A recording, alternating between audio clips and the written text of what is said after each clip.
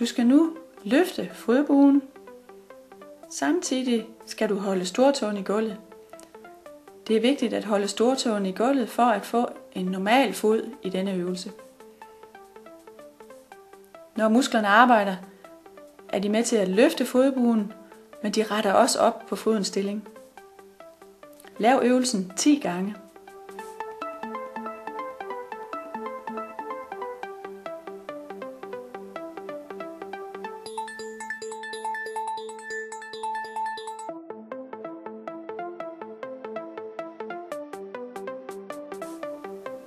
Hvis du kigger ned på din fod nu, kan du se, at når du løfter fodbuen, så bliver foden lidt kortere. Når du bliver bedre, kan du holde stillingen i længere tid.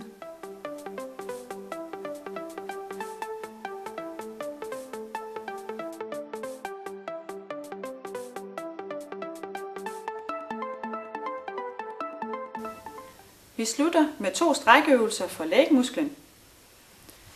Du skal stille dig op ad en væg, armene foran dig og foden godt bagud. Foden skal pege lige frem og stræk i knæ og hofte. Før hoften fremad, så du mærker, det strækker i lægmusklen. Når du kan mærke, det strækker, så pres lige lidt mere.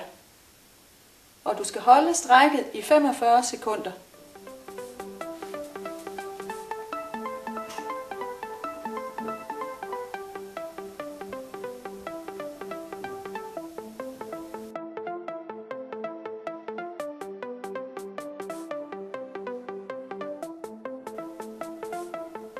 Det er vigtigt, at du holder kroppen ret, og at foden peger lige frem. Når det strækker i lægmusklen, så pres lige lidt mere.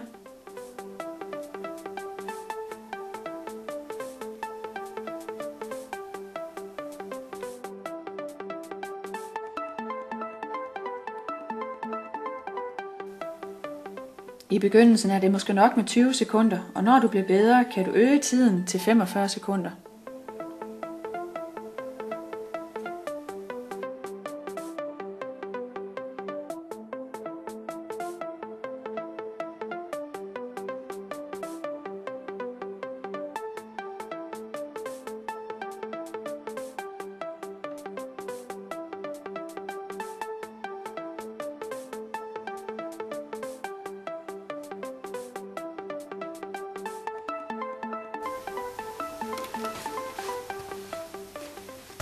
Den næste strækøvelse skal du lave i samme udgangsstilling som før.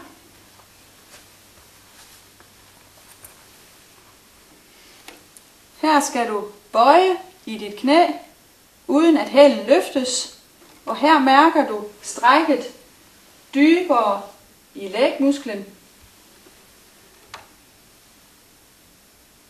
Pres ned, så du mærker, det strækker, og så lige lidt mere.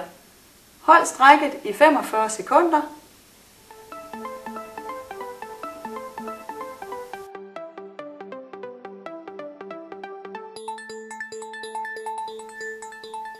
Du skal igen holde kroppen ret og sørge for, at foden peger fremad.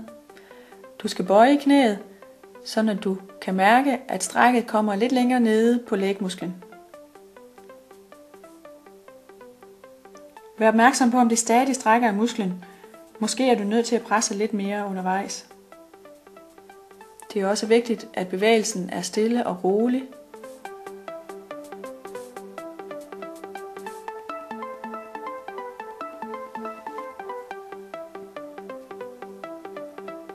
I begyndelsen er det måske nok med 20 sekunder, og når du bliver bedre, kan du øge tiden til 45 sekunder.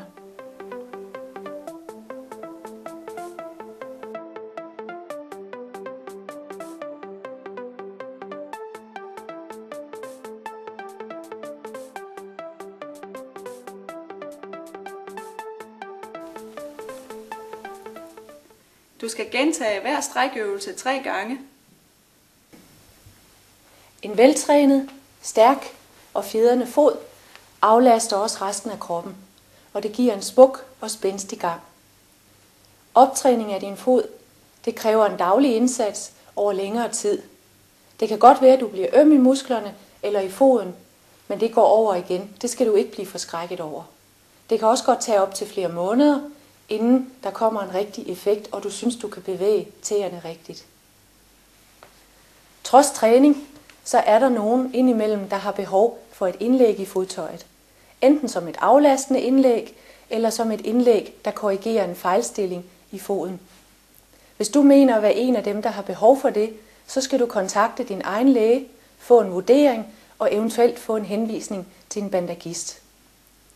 Vi håber, du vil få rigtig meget glæde af denne træningsvideo. God fornøjelse.